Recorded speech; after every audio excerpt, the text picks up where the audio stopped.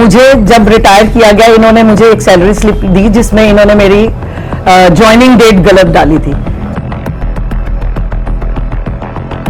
पूरी inquiry PF की करी, इन्होंने 14 से मेरी सैलरी बैंक में जा रही थी, लेकिन 22 से इन्होंने हमारा पीएफ भेजना शुरू करा। स्कूल मैनेजमेंट के जो रिस्पेक्टेड हमारी बात को समझते हैं, उनकी कोई चलती नहीं।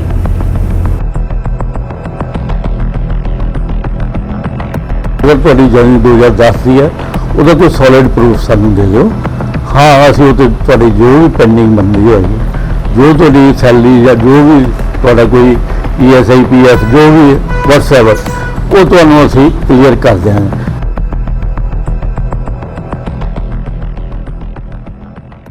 मैं Mrs Kiran Kapoor, retired teacher from Shri Guru Harkrishan public school mission road से हूं। मैंने आज मेरा प्रेस कॉन्फ्रेंस करने का मुद्दा ये था कि मुझे जब रिटायर किया गया, इन्होंने मुझे एक सैलरी स्लिप दी जिसमें इन्होंने मेरी ज्वाइनिंग डेट गलत डाली थी, और उसके बाद पूछने पर इन्होंने कहा कि आपकी ज्वाइनिंग डेट ये है, जबकि मैंने 2010 से इस स्कूल में ज्वाइन किया हुआ है। ये सब्जेक्ट इस स्कूल में मैं लेके आई हूँ, और रिटर्न के रूप में इनको मैं पीएफ के लिए ये हमसे पैसे लेते थे।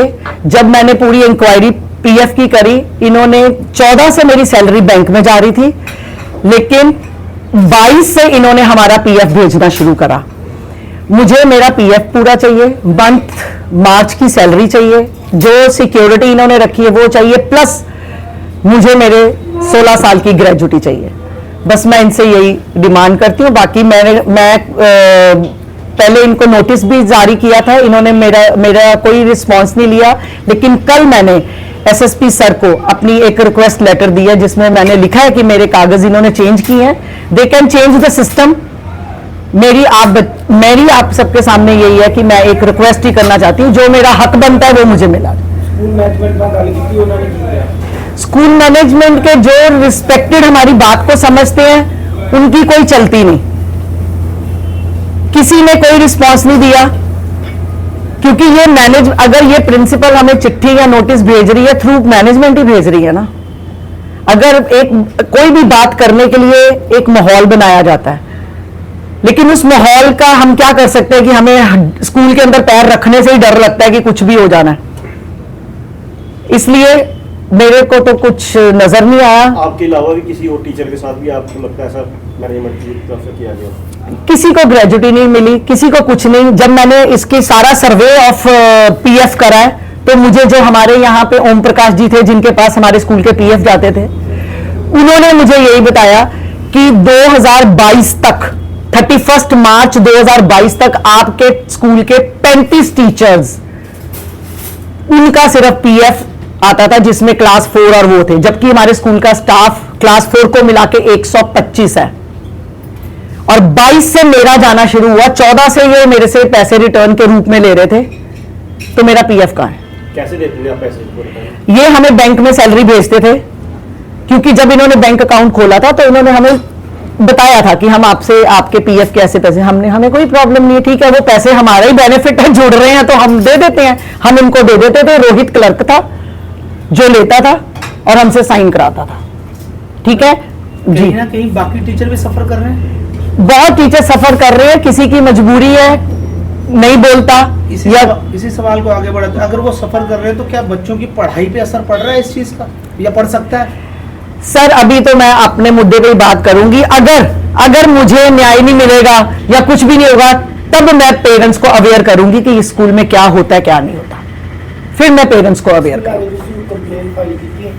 जी सर, कंप्लेंट फाइल की थी? हाँ जी, मैंने पहले नोटिस भेजा था जिसका मुझे कोई पॉजिटिव रिस्पांस नहीं मिला, लेकिन कल मैंने एसएसपी सर के आगे ये सारे पेपर्स जो इन्होंने, क्योंकि मुझे जब मैंने इनसे सवाल किया था कि 2014 मेरी ज्वाइनिंग नहीं है, तो इनके क्लर्क ने मुझे कहा था कि आपने अपॉइंटमेंट लेटर पे साइन किए हुए हैं। कारण क्या है ये सब चीजों को करने का आपके हिसाब से? मैनेजमेंट को क्या करना है?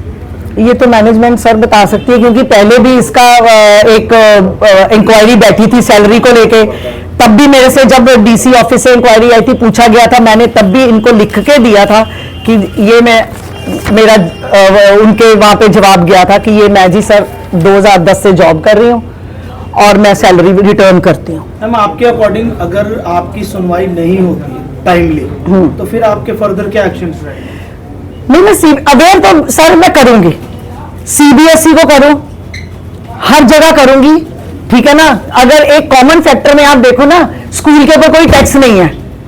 आपको नहीं लगता कि जब ईपीएफ जो पैसे कटने चाहिए वो आपके अकाउंट से ही कटने चाहिए, कैश क्यों मांग रहे थे आपसे वो?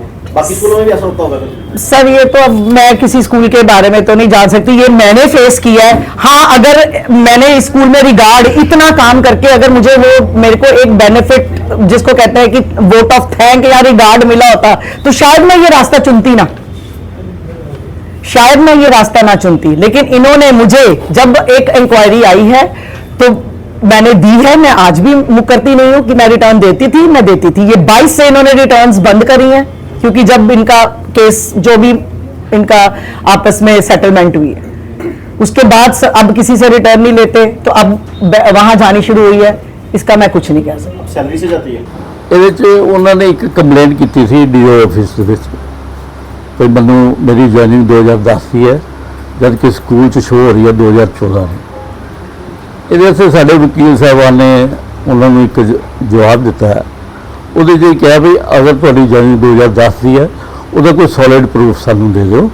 ਹਾਂ, ਅਸੀਂ ਉਹ 'ਤੇ ਤੁਹਾਡੀ ਜੋ ਵੀ ਪੈਂਡਿੰਗ ਬਣਦੀ ਹੋਏਗੀ, ਜੋ ਤੁਹਾਡੀ ਸੈਲਰੀ ਜਾਂ ਜੋ ਵੀ ਤੁਹਾਡਾ ਕੋਈ ESI PF ਜੋ ਵੀ ਵਟਸਐਵਰ ਉਹ ਤੁਹਾਨੂੰ ਅਸੀਂ ਕਲੀਅਰ ਕਰ ਦਿਆਂਗੇ। ਅਸੀਂ ਕਿਤੇ ਡਿਨਾਈ ਨਹੀਂ ਕੀਤਾ ਉਹਨਾਂ ਨੂੰ, ਪਤਾ ਨਹੀਂ ਉਹਨਾਂ ਨੂੰ ਕਿਉਂ ਇਸ ਤਰ੍ਹਾਂ ਲੱਗ ਰਿਹਾ। ਇਸ ਤਰ੍ਹਾਂ ਇਹਦੇ ਬਾਰੇ ਨਾ 2022 ਮੈਂ ਜੁਆਇਨਿੰਗ ਕੀਤੀ ਹੈ ਮੇਰੀ 2023-24 'ਚ। ਇਸ ਤੋਂ ਪਹਿਲਾਂ ਕੀ ਹੁੰਦਾ ਰਿਹਾ ਇਹਦੇ ਬਾਰੇ ਮੈਨੂੰ ਜਾਣਕਾਰੀ ਨਹੀਂ ਹੈ।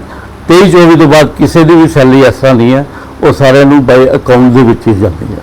ਮੇਨ ਕਾਰਨ ਇਹ ਹੈ ਜੀ ਇਹ ਮੈਡਮ ਸਾਹਿਬਾਨ ਨੇ ਐਕਸਟੈਂਸ਼ਨ ਮੰਗੀ ਸੀ 2 ਸਾਲ ਦੀ ਸਕੂਲ ਕੋਲੋਂ, ਜਦ ਕਿ ਉਹਨਾਂ ਦੀ ਏਜ ਅੱਗੇ 58 ਦੀ 60 ਸਾਲ ਜੋ ਵੀ ਹੈ ਸਿਸਟਮ 60 ਸਾਲ ਦੇ ਵਿੱਚ ਰਿਟਾਇਰਮੈਂਟ ਹੈ।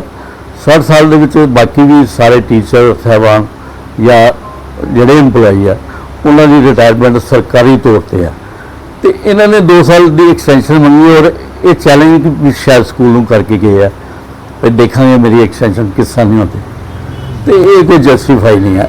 ਇਹਨਾਂ ਵਾਸਤੇ ਅਸੀਂ ਸਰਕਾਰ ਦਾ ਕੋਈ ਰੂਲ ਚੇਂਜ ਨਹੀਂ ਕਰ ਸਕਦੇ। ਸਰਕਾਰੀ ਰੂਲ ਹੈ 60 ਸਾਲ ਦੀ ਰਿਟਾਇਰਮੈਂਟ, ਅਸੀਂ ਉਹਨੂੰ ਨਹੀਂ ਕਰਨਾ।